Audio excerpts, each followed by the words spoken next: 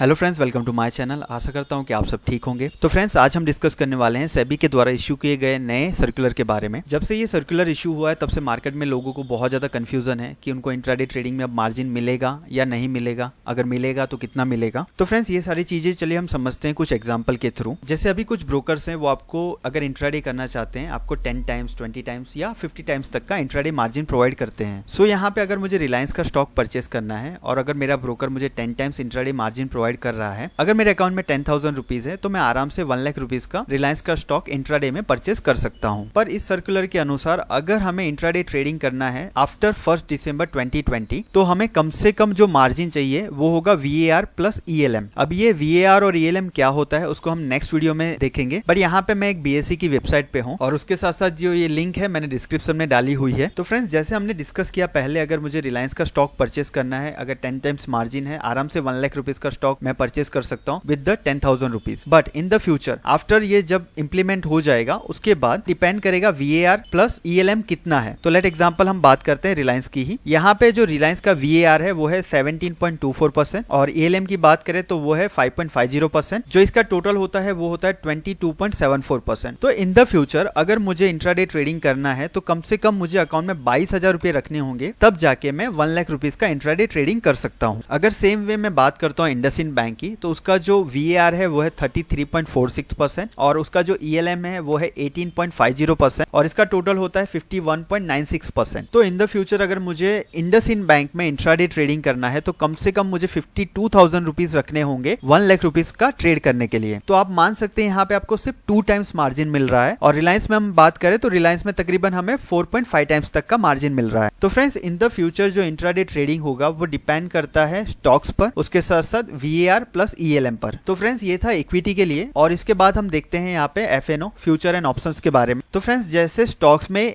VAR plus ELM है, same way अगर हम ऑप्शन एंड फ्यूचर की बात करें तो वहां पे स्पैन प्लस एक्सपोजर मार्जिन आपको मिनिमम रखना होगा इंट्राडे ट्रेडिंग के लिए। यहाँ पे मैंने एक स्टॉक सिलेक्ट किया है TCS। अगर मैं TCS का स्पैन देखूं यहाँ पे तो वो है 1,21,000 रुपीज और जो इसका एक्सपोजर मार्जिन है वो है 22,918 रुपीज। अगर हम टोटल बात करते हैं तो वो है 1,44,163 रुपीज। ये जो है वो डेली बेसिस पे चेंज होता रहता है। तो फ्रेंड्स, अगर मुझे इन द फ्यूचर TCS में इंट्राडे में ट्रेडिंग करना है फ्यूचर में, तो मुझे कम से कम 1,44,000 रुपीज मेरे अकाउंट में रखने होंगे, तभी जाके मैं TCS का एक फ्यूचर लॉट परचेस कर सकता हूँ। तो फ्रेंड्स, अगर मैं करंट सिचुएशन की बात करूं तो कुछ ब्रोकर ऐसे हैं, अगर आपके अकाउंट में सिर्फ 20,000 रुपीज है तो भी आप यहाँ पे TCS का फ्यूचर परचेस कर सकते हैं। तो फ्रेंड्स, चलिए समझते हैं यहाँ पे ये जो रूल्स एंड रेगुलेशन है उसको कैसे फॉलो किया जाएगा और इनको किन फेसेस में डिवाइड किया गया है। सबसे पहले अगर हम डिस्कस करते हैं तो ये जो रूल है वो इफेक्टिव होगा 1 दिसंबर 2020 से। उसके बाद इसको 4 फेसेस में डिवाइड किया गया है। चलिए समझते हैं ये 4 फेसेस क्या है। तो सबसे पहले अगर आप यहाँ पे देखते हैं तो फर्स्ट 3 मंथ के लिए आपको 25% मार्जिन रखना होगा। ये जो टोटल मार्जिन है उसका अगर आप 25% रखते हैं तभी जाके इंट्राडे में आप TCS के फ्यूचर में आप ट्रेड कर सकते हैं। आपको 1,44,000 नहीं रखना है उस टाइम पे। आप इसका 25% अगर अपने अकाउंट में रखते हैं तो ब्रोकर आप मार्जिन प्रोवाइड करेगा अलग से और आप इंट्राडे ट्रेड कर सकते हैं। फ्रेंड्स, जो सेकंड फेज होगा उसके अंदर कम से कम आपको 50% रखना होगा टोटल मार्जिन का। जो थर्ड फेज है उसके अंदर कम से कम 75% रखना होगा और जो फोर्थ फेज है उसके अंदर आपको कोई भी लिबर्टी नहीं मिलेगी। आपको कम से कम 1,44,000 रुपीज रखना है अगर आप TCS का फ्यूचर परचेज या सेल करना चाहते हैं। तो फ्रेंड्स, ये पूरा एनालिसिस था इस वीडियो का और ये जो सर्कुलर है वो इंप्लीमेंट होगा 1 दिसंबर 2020 से। तो फ्रेंड्स, अगर आपको कोई भी डाउट है इस वीडियो में प्लीज कमेंट में मेंशन कीजिएगा। मैंने यहाँ पे दोनों लिंक डिस्क्रिप्शन में मेंशन कर दी है। आप यहाँ पे VAR प्लस ELM चेक कर सकते हैं। So friends, thank you so much for watching this video. Have a great evening. Thanks.